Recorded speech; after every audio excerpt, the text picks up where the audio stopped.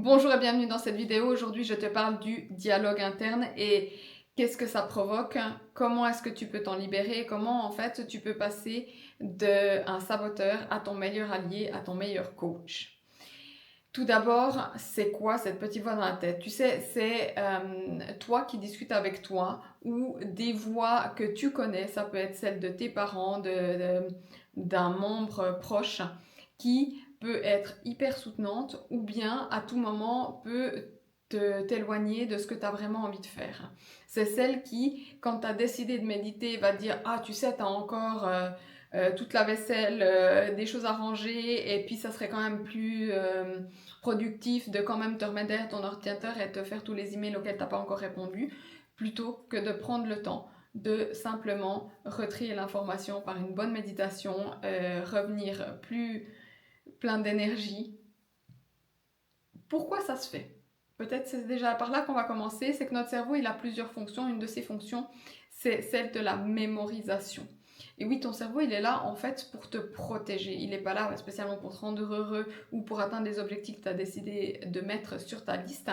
Il est là pour te protéger, pour te garder en vie. En fait, pour que tu sois dans un mode survie en permanence, parce que c'était ça qui a permis quelque part le développement ou conserver la race humaine jusque-là.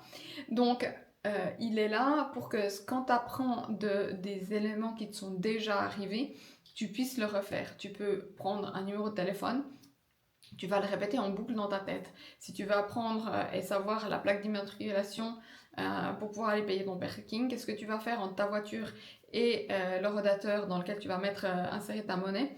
Eh bien, tu vas plusieurs fois te redire le même numéro. C'est la même chose, on le voit aussi chez les enfants en bas âge. Qu'est-ce qu'ils vont faire quand ils apprennent un mot, surtout un mot qui a une réaction émotionnelle chez le parent?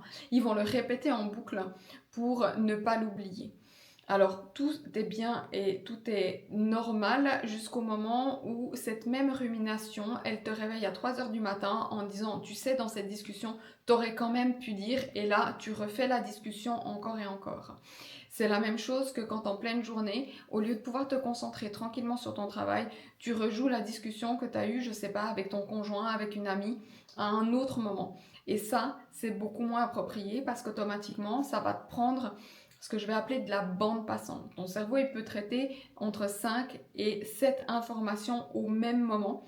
Et comme on est pas mal surchargé d'informations au jour d'aujourd'hui, c'est important de comprendre que quand tu as ton dialogue interne qui joue très fort, une situation qui est déjà passée, où tu te dis, ah ben bon, je prends un exemple, on me parlait l'autre jour, oui mais bon alors j'ai croisé une amie, et puis bon cette amie, quand même, elle m'a reproché quelque chose, et cette situation, ben, en fait, elle m'empêche d'atteindre aujourd'hui mon chiffre d'affaires.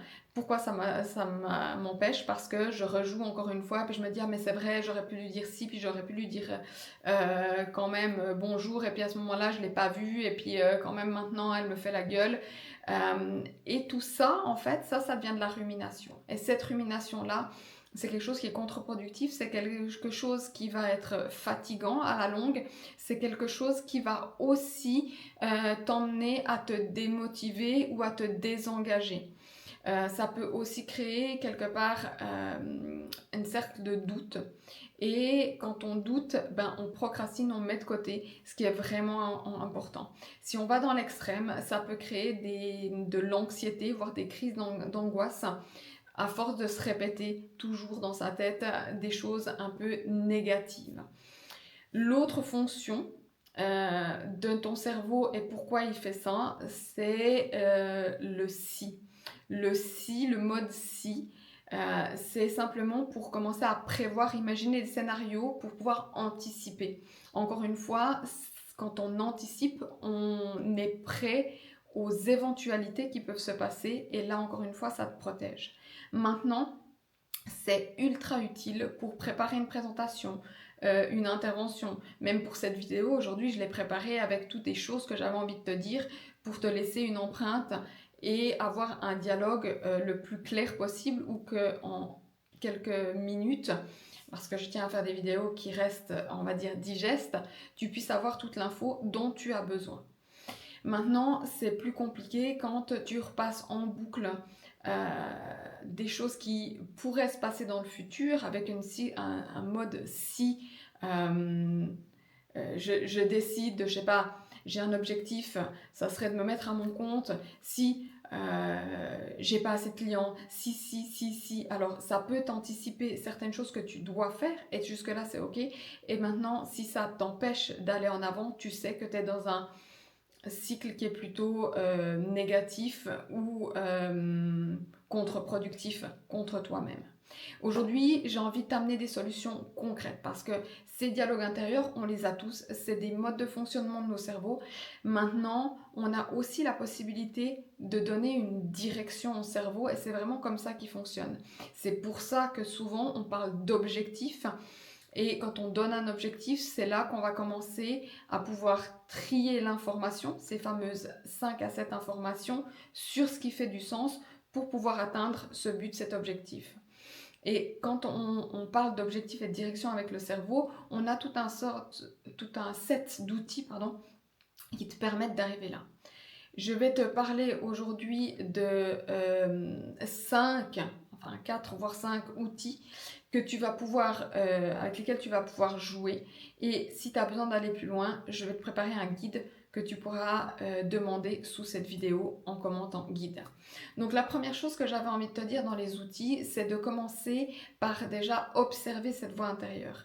Quand tu es conscient, c'est de te dire est-ce qu'elle me soutient ou est-ce que plutôt elle me descend et elle me met dans une situation où c'est que j'ai plus envie ou j'ai plus la motivation d'aller en avant. Quand tu sais ça, tu vas pouvoir passer de comment tu te parles en je, en délocalisant, en te détachant du je et en te parlant en tu.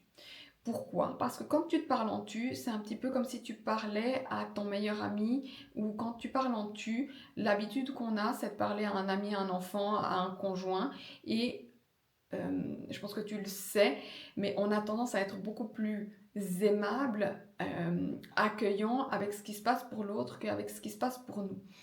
Donc en te disant, tu sais, par exemple, si je me parle, je me dis, tu sais, Maud, tu peux y arriver, tu peux le faire. Et je vais pas te dire, tu sais, Maud, tu es nulle. En général, on évite de faire ça. Quand on va parler en tu, on va se soutenir. Or que, en dialogue interne, en dialogue sur le je pourrais me dire, oh, je suis nulle, oh, j'arrive pas, oh, mais encore. Donc voilà, simplement de détourner l'attention et de passer en tu et d'utiliser des fois aussi ton prénom, ça va commencer à changer et mettre une certaine distance. C'est une des fonctions, une des manières de faire. L'autre chose, c'est de modifier les tons de voix. Je ne sais pas si tu as observé, quand tu observes ton dialogue intérieur, quel type de voix tu utilises. Moi, je sais qu'en accompagnant mes clients, souvent ils me disent des fois, c'est même pas ma voix, ça peut être la voix de mes parents, ça peut être la voix d'un mentor ou de quelqu'un à qui on a donné beaucoup d'importance à un moment donné. Et cette voix, ça peut être des voix assez directes, assez autoritaires. Et mon invitation, ça va être simplement de changer le ton de la voix. Ça va être d'arriver à quelque chose de beaucoup plus doux, un petit peu comme si on voulait parler à un enfant, un petit peu comme si on voulait encourager. Moi j'ai des animaux, donc si je veux que mon chien revienne, je peux lui demander un peu sèchement. Mais si je me mets un peu en joie et puis que je lui dis viens, retour, et il y a plus de chances que ça fonctionne, on va avoir un peu plus d'entrain. Donc là aussi, et quand je travaille avec les enfants, je leur dis souvent mets encore un petit peu de musique et mets la musique de ton dessin animé préféré. Et là déjà, ça change aussi la réponse émotionnelle et la motivation et on change aussi le mécanisme automatique qu'il y a là derrière. Un des outils, voire l'outil clé ou le plus puissant, c'est le journaling. Et pourquoi je décide que c'est l'outil le plus puissant? Parce que ça, en fait, tous les autres outils que je te propose, c'est des outils à mixer, à combiner, à voir en fonction de tes moments de vie. C'est des outils que tu vas aussi devoir utiliser justement, changer la voix ou mettre quelque chose de plus doux avec le fait de te parler en tu. C'est des choses à mixer ensemble. Le journaling, c'est un outil à lui-même, seul. Quand je te parle de journaling pour ton dialogue intérieur, la manière de le faire, c'est de prendre entre 10 et 15 minutes et de poser tout ce que tu te dis. c'est vraiment l'idée, c'est de vider le cerveau. C'est pas de faire de la ponctuation, c'est pas faire de la grammaire, c'est pas de faire des belles phrases, c'est simplement d'écrire ce qui est en train de se jouer dans ton théâtre intérieur, dans ta tête. Et avec ça, en fait, les études ont montré que le journaling en lui-même, c'est un des plus grands outils contre l'anxiété, c'est un des plus grands outils. Par contre, c'est aussi celui qui est le moins utilisé. C'est pour ça que je te dis qu'en l'utilisant seul, c'est celui qui peut être le plus efficace. Moi, les moments où j'utilise le journaling, c'est tous les soirs, j'écris en tout cas une page dans un cahier. C'est pas pour me relire, c'est pour déposer et pour passer une très bonne nuit. Et aussi pour déposer tout ce qui est en trop, ça fait du tri. Donc voilà, je te passe quelques outils aujourd'hui. J'aurais vraiment plaisir à ce que tu puisses transmettre aussi ça à quelqu'un à qui ça peut faire du bien, qui est en train de ruminer, qui est peut-être en train de se noyer dans un verre qui pourrait être à moitié vide et de lui proposer simplement de regarder ces quelques minutes de vidéo pour qu'il puisse revoir le verre à moitié plein, pour qu'on puisse revoir le positif dans nos vies. C'est vraiment ma mission à moi, c'est de t'outiller le plus possible pour que tu puisses te programmer une vie épanouie. Suis cette chaîne, souscris à la chaîne aussi, abonne-toi, partage, parce que c'est le moyen que je puisse te proposer le plus d'outils possible, ce qui va t'aider à vivre des quotidiens plus apaisés. Merci de m'avoir suivi, à très vite.